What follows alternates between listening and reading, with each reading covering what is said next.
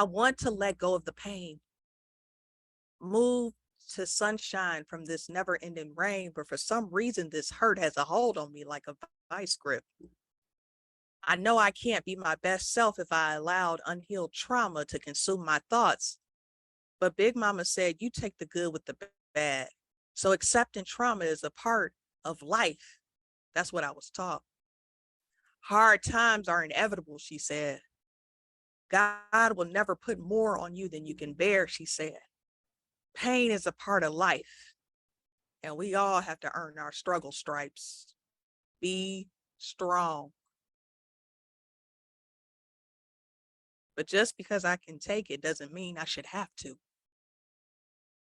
And if I want to go to therapy, then why does Big Mama keep discouraging me and saying that's only something that white people do? I don't know who to talk to. Mm. All my life, I've heard we are a strong people. Therapy ain't for us. But I can't think of a people living with more pain and trauma than the melanated sisters and brothers. But shh, that's not something we're supposed to discuss. Enough is enough. It is imperative we must debunk this tired therapy ain't for us narrative. I'm ready to heal from this pain, sis. I want to become one with my vulnerability, become one with my freedom to speak. Yes, I have been hurt in the past, but today is a great day to allow myself to be set free. Letting go of this pain is a choice, and I choose me. Yeah. I love it. Y'all, let's roll. Welcome to MJ and the Word podcast, baby. Whoop, whoop. I am MJ. And I am the Word, BJ Word to be exact. Listen, whew, girl, that was good. Y'all, I knew that would resonate with you. I can only imagine some of the things you've heard oh my as a goodness. licensed therapist about, especially, in our community. It's still, I mean, I feel like it's gotten better in some ways, but it's still very much, oh, you just pray it away. Yeah, And there I have nothing against prayer, but it's like, sometimes there is certain pain and trauma yes, where you have to talk that out. You got to get it out. You absolutely. hold it in. Whoo, you know better Absolutely. than anybody. Absolutely. And y'all, so we're talking about trauma bonding today, y'all, which is a real thing. It's a real thing. But before we even get into breaking down some of the things you said in that spoken word piece, I want to go here real quick.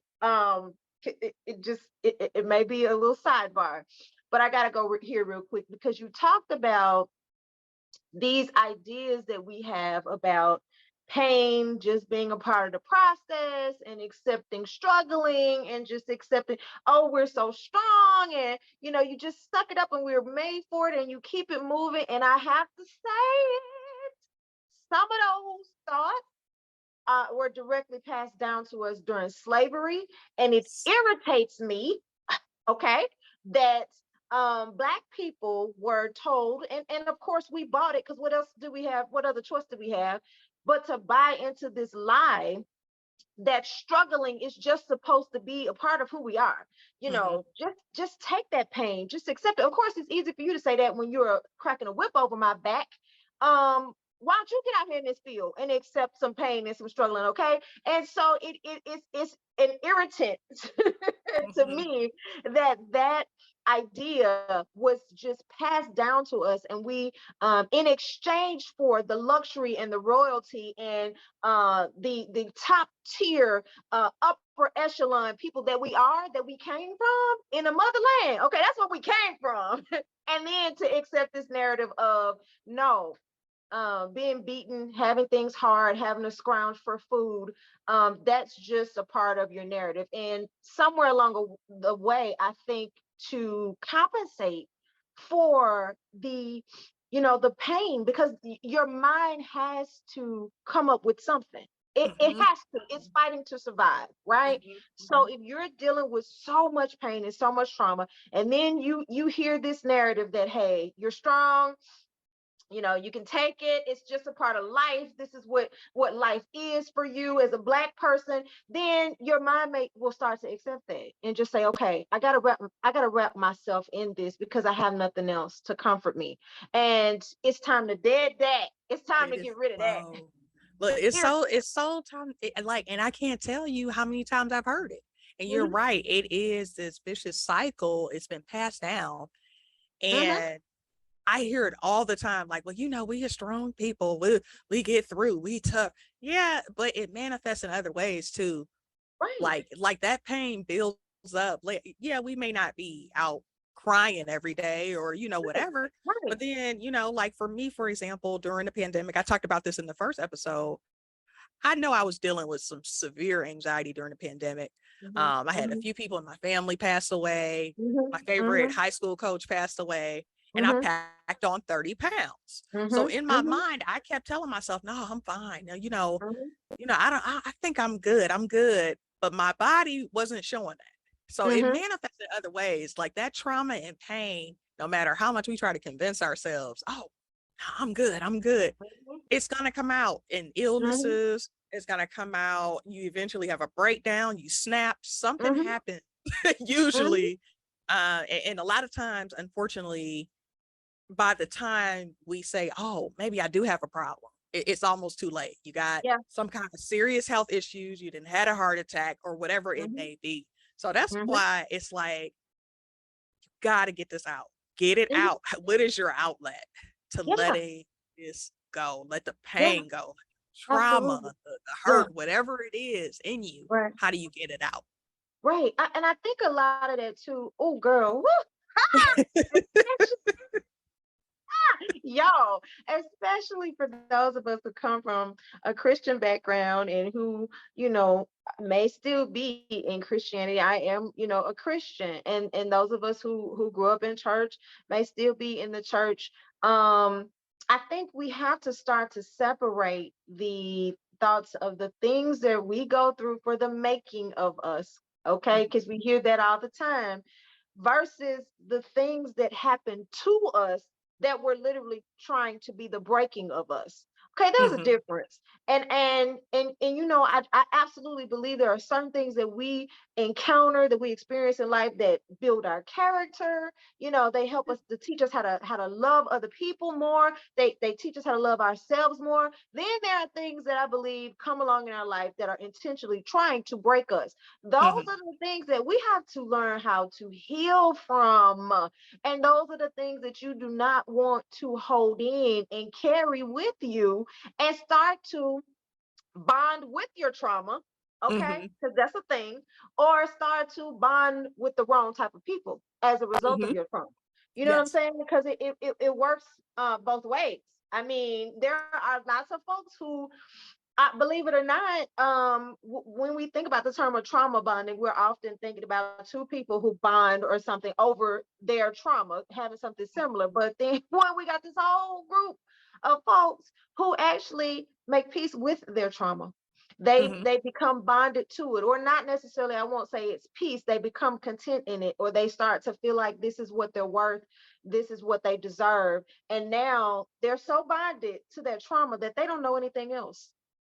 Yeah. They don't know a peaceful life. They don't know real love because they're so used to, and they have accepted that life is just supposed to be hard for me. Something comes along and it's easy and they don't even trust it. Yep.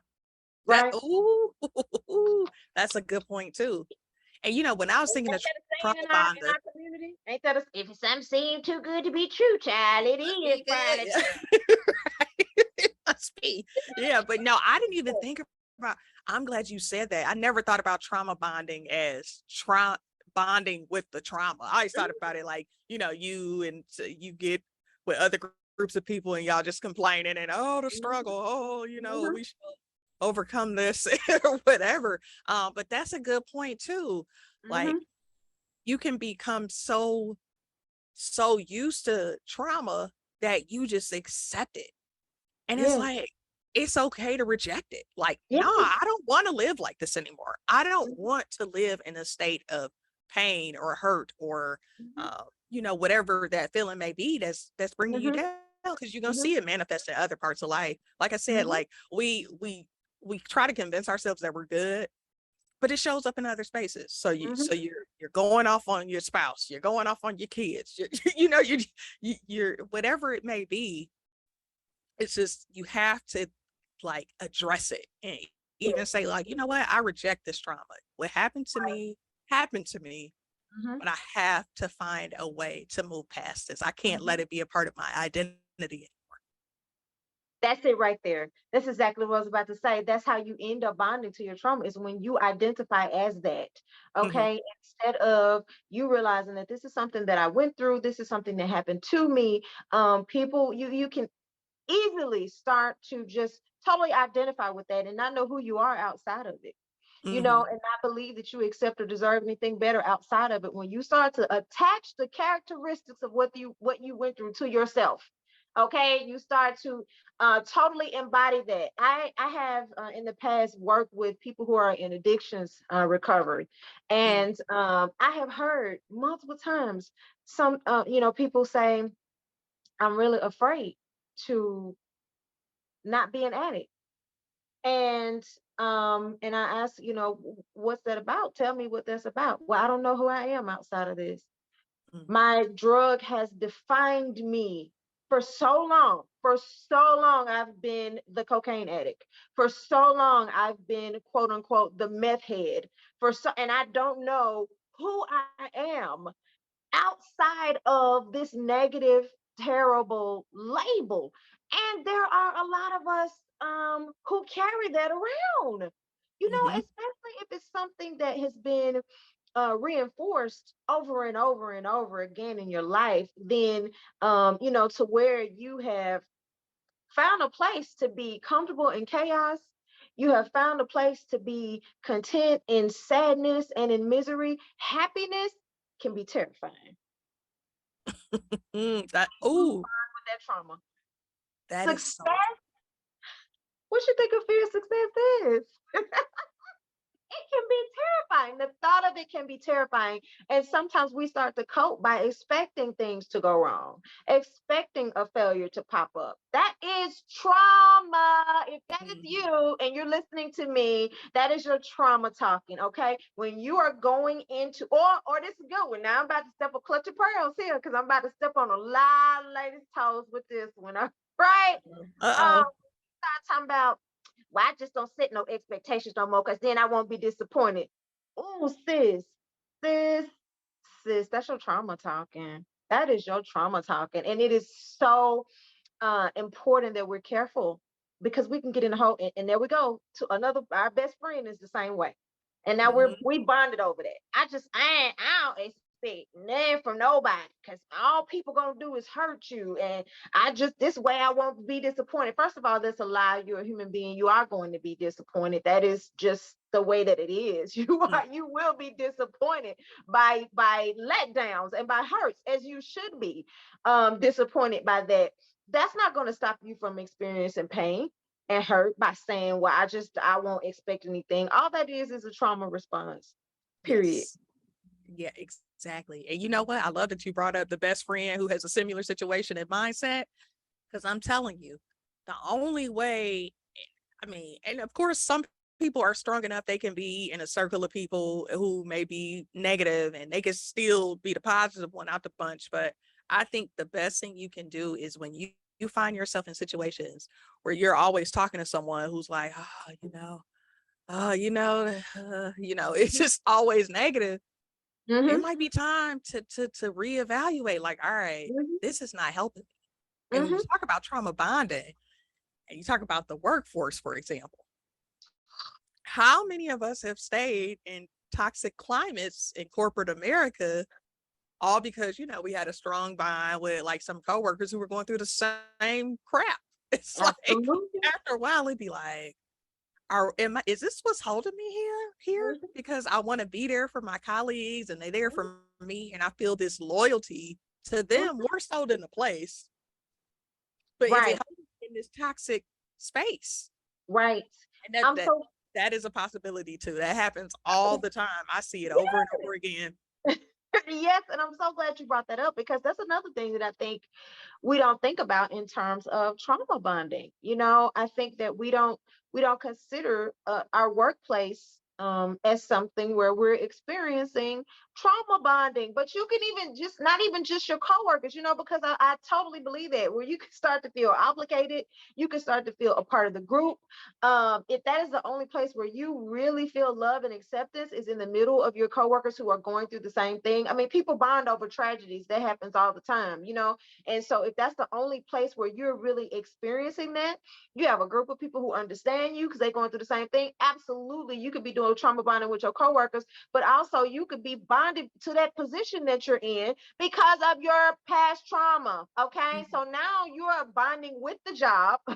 You're bonding because you have a need to be needed. You feel this is your significance is wrapped up in this. You feel you're a people pleaser. You're obligated to places and you have displaced loyalty. You literally have bonded yourself to your job based on your trauma. Your trauma is choosing that decision for you. It's making the decision for you. And I challenge clients all the time, even my friends in different conversations, but who is making this decision? Who's making this choice? This choice that you're making right now, this thing that you're deciding to do right now, who is that? Is that you talking or is that your trauma choosing this for you?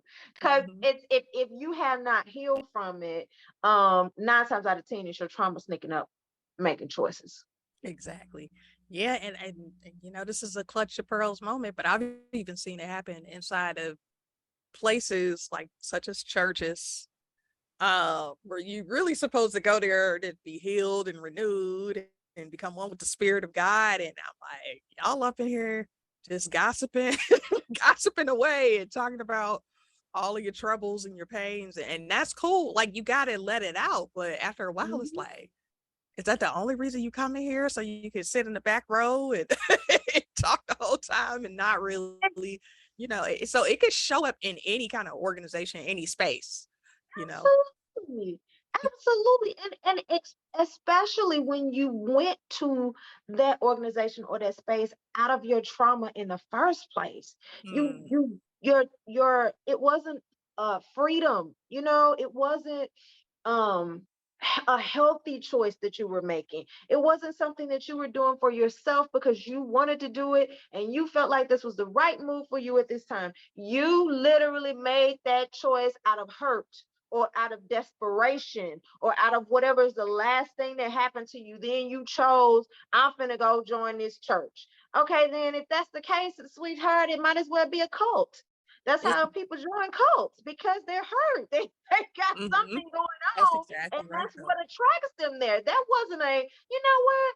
I'm interested in this and I feel like it's going to enhance my life. So I'm going to go over here and join this cult. That is usually not the mindset when people choose something like that. So it's really no different if you run and decide, out of a place, an unhealthy place to bind yourself somewhere. You will inevitably, when you get in there, you are inevitably going to attract people who pick that up. You're going to attract two types of people. Okay. You're going to attract people who go through the same thing as you, and y'all start bonding over this trauma. And then neither one of you are able to get healed. It's like just, two people passing the flu back and forth. Okay. You just in here contaminate each other. You're also going to attract people who pick that up off of you, and then they take advantage of the fact that you are hurting. That's Mhm. usually what Yep, happens when we yep. make those types of decisions. So it absolutely, I think it happens in the church way more often than most people are willing to accept. Yeah, no, I agree with that. I mean, in most institutions, organizations, I mean, we don't want to come off either like you shouldn't talk to friends about your problems. But if the only reason y'all connect is because y'all connecting over hurt and pain and what happened to y'all, then maybe, just maybe, you might want to consider, okay, is this, I'm not healing as a result of this. Me opening this wound over and over is actually Mhm. making it worse. Right. So that's the thing where it's like you need a little bit of self reflection there. Like, okay, I keep talking about this. I keep bringing this up. She brings it up too. Hmm. maybe this ain't helping us. And so here's the question I have for you, because I said this during the spoken word piece too, is like Black people's relationship with therapy. And a lot of times the head shakes just told me everything I need to know. But do you feel like it's gotten better in the past 10 years? Oh yeah. I Okay. just Okay. from my personal opinion, and I believe that's generational as well. Oh yeah. Yeah. Because I don't know how they're labeled, but this generation of 18 to 25, 27-year olds, whatever generation that they may be, I don't know the name of their generation, but I believe that they're much more accepting to seek therapy than people say in our generation, and definitely way more accepting than people in our parents' generation, right? So, and I believe social media has a lot to do with that, honestly, because it helps to reduce that stigma. It helps you to get to a place where now people are talking about their mental health issues or problems that they have, that they want to see. That, I mean, it's not uncommon to see somebody post, and I post it sometimes, who went to my therapist and blah blah blah blah happened. You don't see a trillion comments of people being negative behind a statement like that, Yeah. where I mean 10 years ago, yeah, you would. And even when you're out in public places, it's not uncommon to have conversations with your friends where it may be six of y'all sitting in there and three of y'all are in therapy at the moment, or have been, as opposed to maybe 10, 15 years ago. That absolutely was not the case in the Black community. Okay. And so I have to address that access is still a problem for a lot of African American people of color. Getting the access to a therapist is still an issue for a lot of us, for a lot of different reasons. So I think it has gotten better, but I mean, the stigma is still absolutely there. Absolutely, it is still there. And that is most of that, I don't know. I'm gonna have to say most of that comes from within our Mhm. community. It's not an external thing. It's us talking negatively to each other Yeah. about seeking that type of help. And that's unfortunate. That's Yeah. unfortunate. I agree. I can remember like it was yesterday. The first time I had a white friend was when I went to college. And I'll never forget when she was like, yeah, I'm going to go see my therapist. In my mind, I was like, what's wrong with her? Right. Is something wrong with her? Because you just don't hear a lot of people openly talk about, yeah, I'm going to see my therapist today. Like, at least during that time. And even growing up, I had never heard any of my friends tell me, yeah, I'm headed to therapy. And just, it was so normal. Yeah. And when I think about it, I'm like, I wish it could always be that normal. I wish it Right. didn't have to be something you had to whisper, like, oh yeah, I'm in counseling for this. And like, Hmm. yeah, no, I'm in counseling. This is all a part of the process of me overcoming whatever I need to overcome, or Right. even, and it doesn't always have to be negative. Like, you can just go to therapy just to have that outlet to talk to Mhm, someone. mhm, But I'll never forget that, since I was mhm. like, my gosh, she Right. just admitted that she goes to therapy every other Yeah. week. What? Like, It whoa, was so, yeah, that my was mind was the blown. mindset.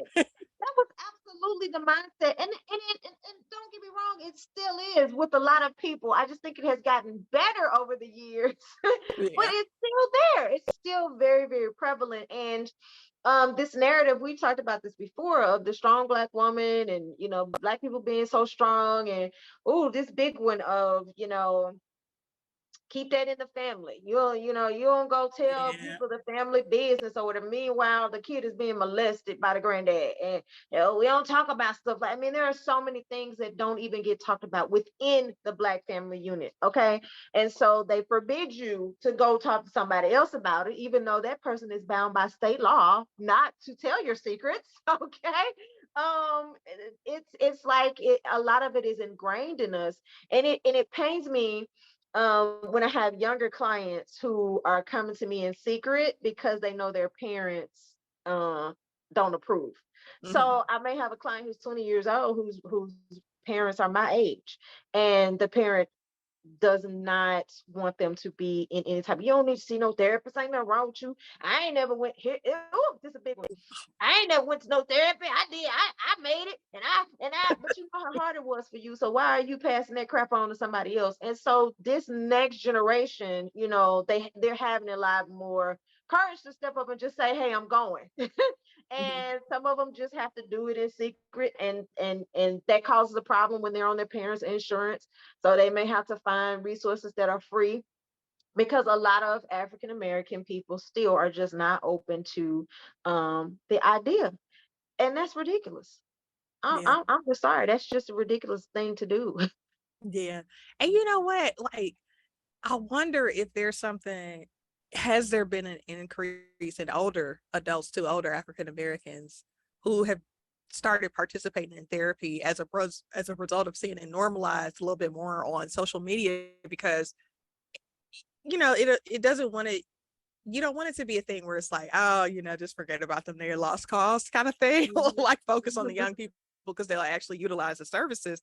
But I wonder too, like, is there any way to start this movement and be like, hey, look, you need it too. All of us need it, whether you're 5 years old, you need to talk to somebody, or 95 years old. It doesn't matter. Um, Right.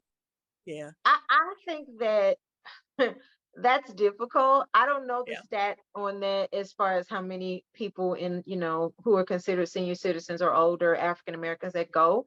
I'll just say for my personal experience, Hmm. um, it's been like trying to break down a brick building with a butter knife.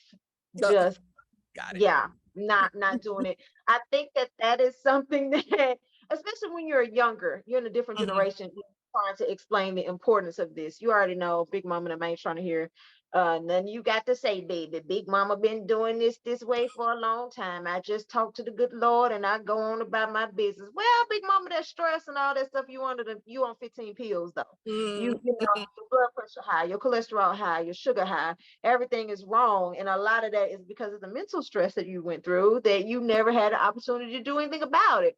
And so now you do. I think, in order to see that movement, then the entities that they're already a part of will have to have a louder voice.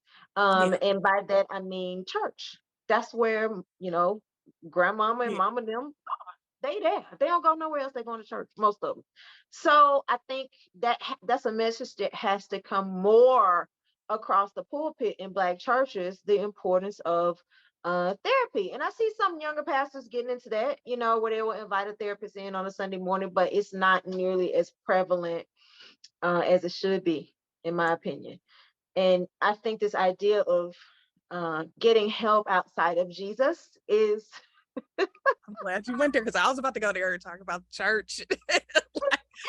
problematic for some people to think of the idea of that. And even in outside of religion, Yeah. the idea of getting help is an issue for a lot of people. And I'll say it again. Okay, here we go. Clutch your pearls. Sis, if you are saying things, because I see, some of y'all just want to tag y'all because I see it on your social media. Well, this why I don't ask nobody for help, because nobody's gonna help me. I do things on my own. I don't need help from anyone. Oh, this is a good one. We act like it's something to be proud of. I never ask anybody for anything. I'd rather just suffer than ask for help. Mm. That is a trauma response, because number one, you probably have asked the wrong people in your past, and so now you're hurt, and so now that's your trauma talking. um you know in terms of, well, I'm just not going to ask anybody else. Nobody's here for me, so I'm just going to do it on my own. You know what I'm Mm. saying? And I tell people this all the time.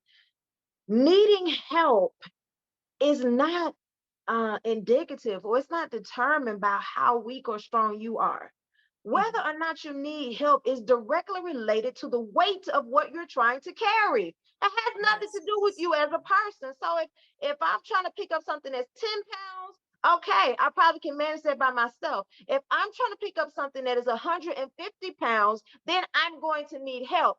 That's not about me. I haven't changed. I'm not weaker or stronger. It's just this thing that I'm trying to carry. The weight of it is now too much for me. Okay. Mhm. And so, since Black people, Black women in particular, is who we mostly talk to, carry the weight of the world on our shoulders, we Mm. carry so much. It seemed like to me we should be getting the most help. We should be in therapy more than any other race of people, because what we're carrying is heavier than any other race of people, in my opinion. Yep. And I said that too. I was like, the irony is we've been through the most hurt and pain. It's the Mhm. people with the melanin. And we're the ones like, oh, we're good. No, we're not. Um, No. and I love that analogy you use. Like, it's not you, it's the weight of the problem. It's okay Mhm. to ask for help. And that alone right there, that's a big topic. Learning how to ask for help. And even if you don't ask for it, if somebody offers it, learning how to accept it without feeling like you're weak or it makes you less than in any way. Because Mhm. that is often, and I admittedly struggle with that. Mhm. I have Mhm. a hard time, and I've gotten better over the years, but for years I'd be like, nah, I got it. Nah. My mindset was I don't want to be a burden on anybody. I've Mhm. always felt like, Mhm. oh, people got their own lives, their own problems. Let me just handle this myself. I will get through it. Mhm. I can handle it. Even though, I was eating in grad school, I was eating ramen noodles and tuna fish, for a Wow. week straight because I had no money or, whatever it may be. But it's like my aunt would call me every once in a while. She knew it's like her spirit was telling her. She like, hey, Mhm. you okay up there? You need some money? I'm like, oh no, I'm good.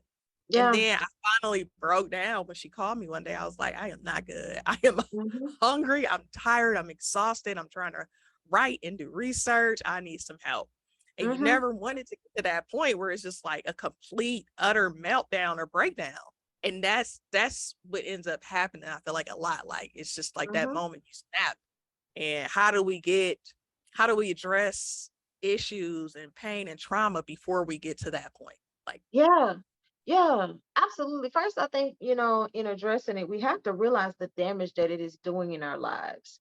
Like when you mm, realize how something is negatively impacting you, how it's affecting you, you'll be more prone, I believe, to change it, to do something about it. You know what I'm saying? And so, you talked earlier about your friendships. Yeah, there should be mm, times when you're able to vent to your friends, and I mean, we vent to each other, but at the end of the day, it's about moving forward. It's about the whole big picture. Okay, what progress is being made mhm. as a result of these conversations? Are we growing? And then if not, what damage is being done by us sitting up here keep on talking about the same thing over and over? First of all, you're vibrating real low. If you keep talking about that over and over, it's running you low, period. You're not going to be able to be in a better headspace just talking about the same thing over and over. So looking at whatever trauma you've experienced. And please let me make this clear: trauma does not always have to be being molested. Yes, that's something that causes trauma for sure, but trauma can come from anything. It can come from anything. It's really about how you processed whatever it was that you went through. And so, thinking about that, what damage is this doing by you holding on to it? Pay Mm, attention. And whew, girl, I done had a lot of clutch of pearls moments in this one, but I'm gonna say this right here. I'm gonna say this right here to my single sisters. Y'all, a lot of times we pick the wrong man out of our trauma. mm, And we move from one situation to the next, to the next, to the next. It looks exactly the same because we haven't stopped and healed from the thing that's causing us to choose these people in the first place. And all you're doing is trauma bonding, okay, from one relationship to the next, to the next, to the next. You can call it codependency, okay, if you want to, but both of y'all got some trauma going on. And if we don't heal those places, it keeps us from getting the very type of man that we claim that we want. We will mm, in a heartbeat. It's all over social media. I want somebody that's gonna be able to do this and take care of me and take me out on dates and do things for me and buy me gifts. Okay, but if your trauma is at such a place that you don't know how to receive, you're gonna repel that type of man. Because mm. you're not gonna let him do anything for you. Yeah. You think you will, but you won't. You're going to repel that type of man because you don't know how to say, baby, I need some help. Can you help me with such and such? And so he will feel very obsolete in your life because you, but based on your trauma, have turned into Miss, I don't need nobody. I don't need you to help me. Come on, man. You Yeah. can't have it both ways. You're either going to have to be vulnerable and get your needs met, or you can be miserable and not get them met. That's Yeah. just that there's no in between, really. I don't believe. Yeah. And I'm glad you touched on the relationships piece because I could look back on a few relationships like, yeah, I had a lot of baggage, or that's another name for trauma, basically. Uh-huh. Like I Yeah. was carrying around like, oh, where were you? Oh, I had this happen to me before, even to a guy who I know is a really great person. Like, I just went to the grocery store. You cool? Right. But like you No, said, you not. Let me see your receipt. Because I know Ray Ray did this before. And he said me he was going to the grocery store. Girl, I need you to but go ahead and come on, heal from what Ray Ray heal. did. You gotta Heal from what heal. Ray Ray did. Okay? Because if you don't, I promise you, you're going to I know attract 3, 4 more Ray Rays. you are. And exactly, that's exactly right. Or like you said, when the right person does come along, you're gonna repel them. They're gonna be like, whoa, it's a lot Mhm, of baggage here. It's a lot of mhm, trauma. It's a lot of hurt and pain. And mhm, she got some healing to do. I mhm. can't help. And Right. in that sense, it's like that's something to think about too. And of course, you're not healing just for other people. Like you really truly Right. have to do it for yourself. But it does help when you come to a relationship as a whole, healthy, secure person who's Mhm, kind of in touch with, all right, I know this is who I am, this is what I need, and you're not mhm. bringing a bunch of trauma and baggage to that situation. Absolutely. And another space too, point that I want to make is that allow things in your past to help you to have better boundaries, not build a Mm, wall. There's a yes. difference. You don't want to have, trust issues. You just want to have some better boundaries to the point where you're not compromising who you are for the sake of another person. You're not tolerating and accepting less than what you deserve. That's not putting up a wall. That's a boundary. But Mm, sometimes we put up walls. We put up walls. And that's not a good thing because when you put up a wall, you keep out everything, the good and the bad. Meanwhile, you're sitting back there trying to pretend you're not lonely. And a lot mhm. of times you are, you know? Yeah. No, that's exactly right. And you know what? Like one thing you brought up earlier, I'm thinking about trauma and how it manifests in different ways. Like for example, so I have a cousin. When he was a young kid, somebody pushed him in the pool. He couldn't swim. And somebody pushed him in the pool, like, oh, you just gotta jump in there. That's how you learn. They pushed him in there. And ever since he always had this fear. Like he does not swim. He don't even get in the shallow end. He'll go to the pool party and hang out, get a couple of hamburgers from the grill. But that's about the extent of it. And he didn't realize like he had a form of PTSD until like his adulthood when he talked to somebody like, hey man, you should consider taking swim lessons. Like that's something you Mhm, gotta recognize first. And mhm, like that's kind of an extreme example, but I mhm, feel like it's a good example of like unless we recognize it, unless we sit down and talk to someone or mhm, spend time alone and reflect and mhm, say, huh, am I dealing with some issues here? mhm. Is this something that needs to be addressed? And you'll never really recognize how much of an impact it has on you. And he Right. finally recognized that, like, oh, dang, I do have this really bad fear of water. And like his sons like to swim and stuff. And one thing he said to me was like, Mary, if one of my sons, something happened, I would be too afraid to go in there and get him out. Now, of course, it's my son. I would just have to just do what I have to do and go in there. But he was like, the fear, the idea of me being too Mhm, afraid to rescue one of my sons is the reason I knew I had to take swim lessons and get over this fear. So I mhm. thought that was really interesting. Yeah, yeah, it is. And that brings something to my mind is that because some people are like, well, is this situation harsh enough or was it severe enough to consider it as trauma? It's all about how you responded to it. It's Mhm. really not necessarily about um you know the situation or what it was that you experienced. It's about how you processed it at that time. What thoughts did you have as a result of what you experienced? What meaning did you attach to what it was that you just experienced? What did you tell yourself about yourself as a result of what you experienced? This is a good one. I need everybody to write this down, okay? What truth did you develop? Okay, what truth did you come up with? What belief system did you develop as a result of what it was that you experienced? Okay, that is going to make a huge difference with how you move past that. This is how or through it. This is how two people can go through the same thing, the same situation, and respond to it totally and completely different. One person is moving on and they're healthy and they're going forward with their life, and the next person is still stuck on it 10 years later. And all of that is, it goes right back to whatever your thoughts were at the time that happened. How did you process it? Did you process it out at all, or did you just keep moving? Did you say something negative? Did you develop a negative truth or a negative belief? This is why I tell people to be careful with "I'm living my truth." Okay, be careful with that, because your truth may be a lie. Your truth may have been developed out of trauma, and your truth may be incorrect. If the truth that you develop, this is my truth, your truth may be that you are ugly and terrible because that's what your mama said to you all your life. Now that's your truth, right? Right? That doesn't make it. It's not a fact. Okay. So don't just go by what's your truth. What's a fact? Are Yeah. you a stupid person? Are you somebody, I've heard this before too. If you experience a sexual assault or a rape, and then you develop the idea that that was because you were dressed too provocatively, or you were too fast. Oh, you just so fast. You always wearing them short skirts. You just fast. Or that's why you're always fanning around these men. That's why, somebody gonna, how often do we hear that back in the day? Somebody, the wrong type of man gonna get a hold of you because look what you got on.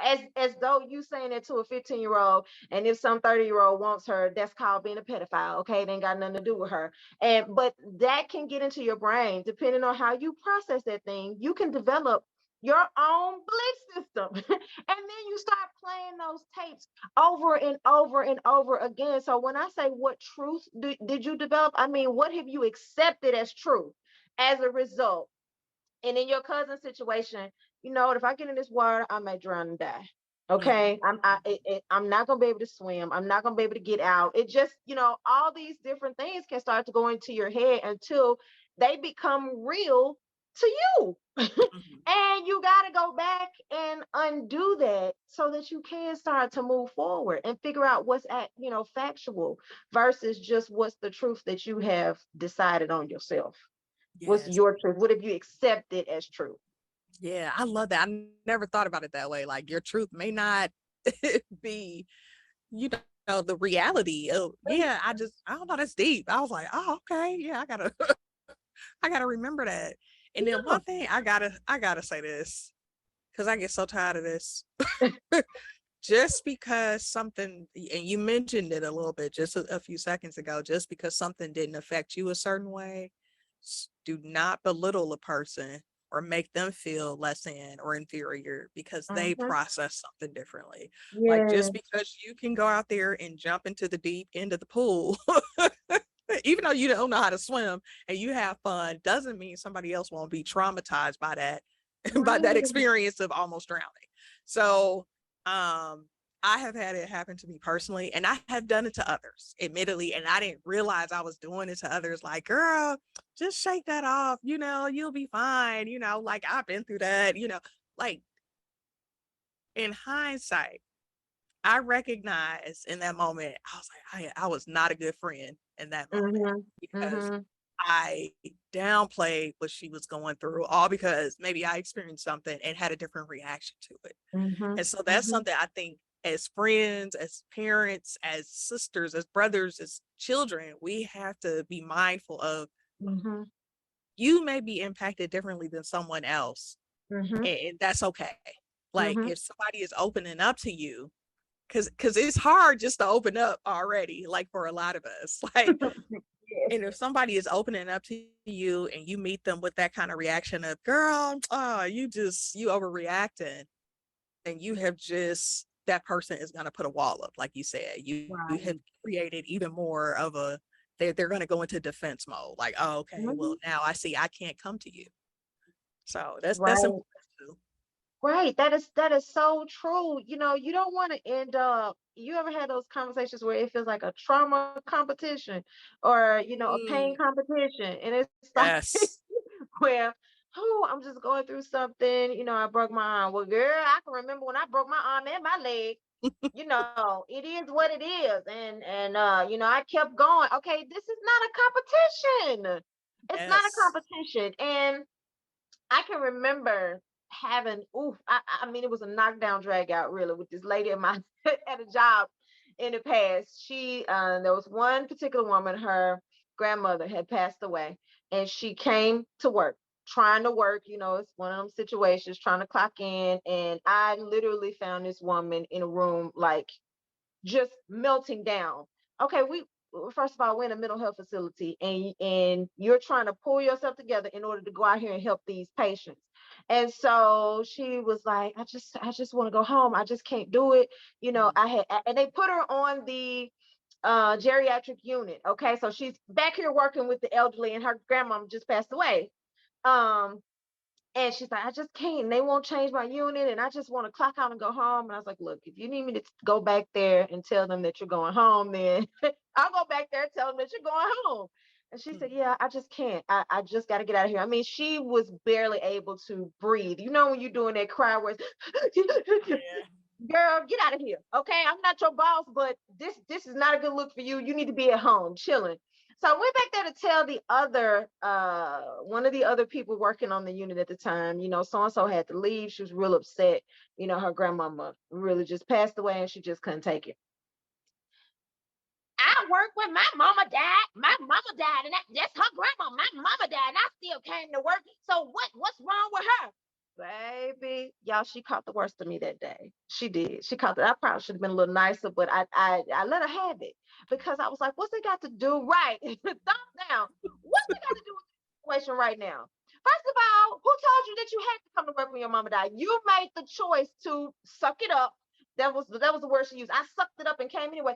So now you're mad at her because she is not making the same terrible decision that you made. She's deciding to take care of herself and deal with herself, and you didn't do that. So now you're mad at her for not staying here suffering like you did. That is a problem. This is not a pain competition. This is not a let's see who can go through the most nonsense and still keep their head above water type of competition. This is not what this is. And so she had put herself in a position where there's no way that woman was ever going to be able to come and talk to her, because all you got to say is, well, when I was fine, I made it. So, and I tell my clients all the time, like, just stop don't even compare yourself to what somebody else has gone through. You're not them. So just because somebody else might have a bullet wound to the leg, we all know that's painful. That doesn't make your paper cut hurt any less. Okay, I like that. Yeah, that's a good analogy. You might be shot in the leg, and I sympathize with that. And I'm not trying to compare myself to you, but that does not take the pain of a splinter you might have that can hurt. Okay, so it's still painful.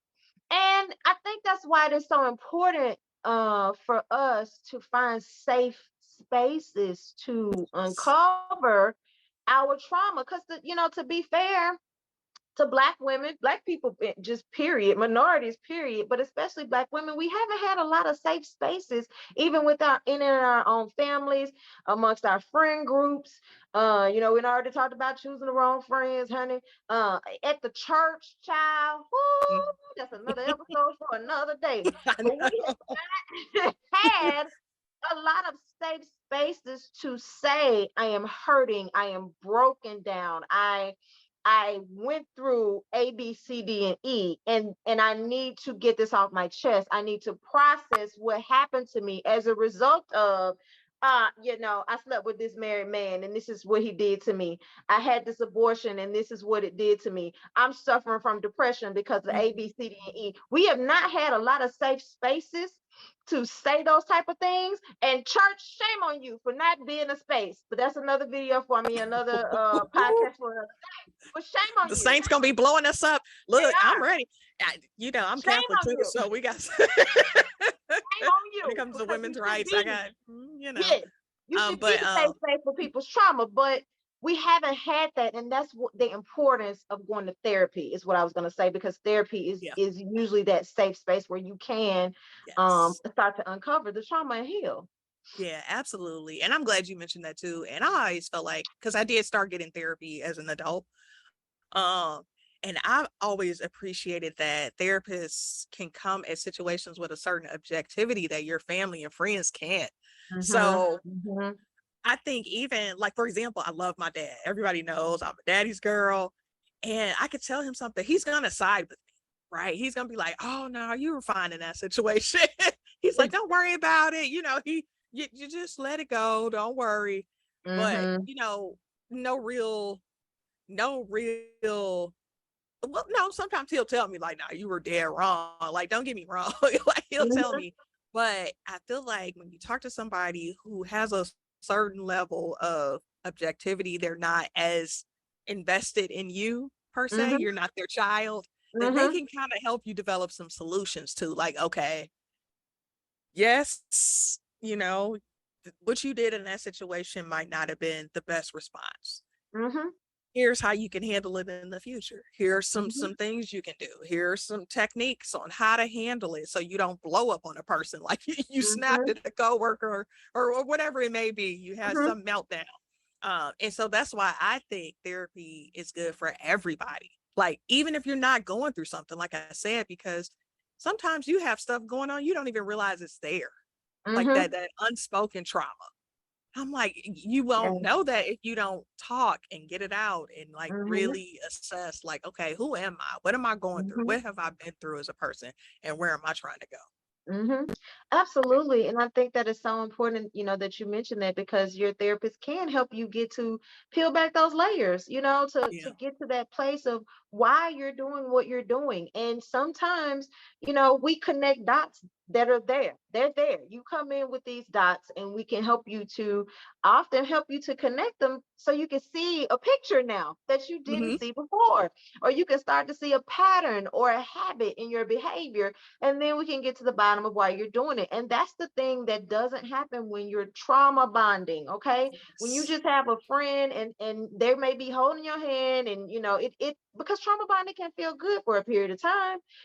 You got somebody to talk to, you got somebody that's experiencing the same thing as you, and it just feels great for a minute, but it doesn't help you to get past the situation. And a lot of times when you start to finally heal, the relationship falls apart, and you start to Mm. wonder why we not talking anymore. Well, the reason for which you bonded with the person, it's gone. It's no longer a problem here anymore. And so what have you left? What do you have in common when all you had was misery? And now one of y'all's not miserable anymore. And so that's the benefit of going to a therapist versus saying, well, I got this friend here and this is just what we talk about all the time, is that a therapist can help you point out some things that your friend may not be able to see. Okay, and they can help you to get to things that are deeper Right. within you. Right. Exactly. Well, I want to personally thank you because I feel like you probably could have sent me an invoice like several times over the past several. And although we weren't technically having therapy sessions, there have been so many nuggets and gems you have given me over the years. I'm like, yeah, you know what? I'm gonna save that and write that down. Girl, I have to save it No, I myself. mean it's so beneficial. Like, and I really do hope as a community, especially as time goes on, you got the younger generations who are like, nah, ain't nothing wrong with it. I'm going to see my therapist. I really hope we can really just normalize it to the point where it's just second nature to say, I'm gonna Hmm. go talk to somebody. This is beneficial for me. And just look at it as a form of self-care and just say it's just a part of my routine. Just like I take Absolutely. a bath or whatever I like to do, therapy is all a part of that. Yeah, yeah, absolutely. Because you don't want to go through life not realizing in some situations, where it's something that some choice that you're making or some thought pattern or some process that's inviting people into your life that cause these traumatic situations for you. You don't want to go through life not being able to identify what that is. Hmm. Okay. You don't want to go through life not understanding why you are traumatized by something in the first place. And then inevitably, you keep going through the same thing over and over.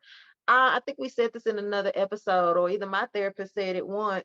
Um, you know, we don't want to spend our lives just healing from the last thing that happened. Like Mm, that's not. At what point do you thrive? Let's move yes. beyond survival and actually start being able to thrive. I don't want to just spend my life in a perpetual state of healing from stuff. Like, Mm, mm, you know what I mean? Like, it's more to life than that. And so you all just heard me say, yes, I am a licensed psychotherapist. BJWord.com if you'd like an appointment. But I have a therapist. I go to therapy, and it's I have no shame in that. I don't think that you should go to any therapist who doesn't go to a therapist at some point, because just as I help other people unpack their stuff, somebody has to help me unpack my stuff. You know what I mean? And so I think that's something to be said for that. And y'all, social media is not a therapist. It's just not. I mean, some great tidbits and tips that you can get on there, but that's not the same as going to therapy. Going to the barbershop, guys, that's not the same as going to therapy. Going to a bar, going to the gym, yes, it's not the same as going to therapy. Okay, church, it's not the same as going to therapy. Brunch and mimosas, it's not the same as going to therapy. Okay, we love all of these things. We want you to engage in all of these things, but they're not the same as just going to therapy. Can they help you to feel better? Absolutely. But you want to experience a level of growth that takes place when you go to see someone who is actually skilled, Yeah. and has the expertise to help you move beyond. And your therapist can oftentimes say things that your friends won't, because we don't care if you get mad at us. That's a good point. That's so true. It's like that's why you need that person who will tell you, like, Yeah. no, you Hmm. blew up, you snapped, you started throwing stuff. Yeah, no, that's you need anger Hmm. management. Yeah. Right. Right. Yeah. And a lot of times, even in that friendship, especially in that trauma bond, Hmm. uh, while you sitting there talking, the next person is kind of thinking about when they can get their turn to talk about the traumatic thing that they're going through. Or in some of these situations of codependency, that person is kind of feeding off of you being in a negative low space, because it helps them feel better about their negative low space. um, that's Yeah. not conducive to growth. It's just not. And that, also, when you go out, you go to the barbershop, you go to the bar, you go to brunch and mimosas, whatever, kind of ends there. Your therapist is connecting the dots week after week after week. So when you get a good one, you can come in there on week 4, okay, and say something, and we'll connect it to what you said on week number 1, and say, do you realize you said that same thing when you were talking about your father 3 weeks ago? No, I didn't. Could it be that I'm like this because of my relationship with my dad? Well, what you think? What it Right. sound like? I see a pattern here. And a lot of times people are just not listening for that, when it's a situation where, you're just talking, or it's just your coworkers. Everybody's just trying to get stuff off their chest. Okay, but what are we gonna do with it after we get it off? Hmm. You Yeah. know, where do we And go from there? where do we go from there? Well, hopefully people feel inspired to and we recognize that access could be a thing for some people in terms of affordability, but hopefully more and more people feel inspired to Hmm. set up them appointments, like, okay, yeah, they right, let me reach out, because I know this is something that I need for myself and my well-being. So Yeah. yeah, this Only is a if good you want to episode. keep. I enjoyed this. Yeah, And me of course, too. you can invoice me later if you want to. I know, Right. because I be picking your brain, like, what do you think about older people going to therapy? It's always just, it makes me think as much, as it does you, and it's always as therapeutic for me as well. So I'm here for it, just to see us change and to grow and to get better, because when you're dealing with situations where you are not healed, and it is going to come out in every area of your life, it just is. There is no way to compartmentalize that type of hurt. You're not going to be able to compartmentalize it. It will come out. It's just going to seep out. So that's why you have to get, to a place where forgiveness, number one, of yourself, of the other person from the situation happens, and then so you can start the process of healing. So, Hmm. all right. Well, you know what? I think this is a good place to wrap up this conversation. But of course, as you all know, we're here every week, every Tuesday. You can join us. You can watch us on YouTube, or you can stream us on your favorite um, your favorite, what is it called? Streaming? No. Podcast. Thank you. Your favorite podcast streaming platform. Like, I'm so sleepy, you all. It's one of them days. But we upload a new episode every Tuesday. Absolutely, y'all. And also follow us on social media. MJ and the Word podcast. We're on Facebook, Instagram, and Twitter. Yeah, and YouTube. So go ahead when you go to YouTube, hit that like and subscribe button and drop us a comment. Let us know what you think of the episode so far. Thank you so much to those who have given their feedback. We absolutely appreciate y'all. And again, y'all, we are just scratching the surface and just getting started, and we got some juicy episodes coming for you. We promise. Oh, yeah. All right, y'all. Till next time. All right, peace.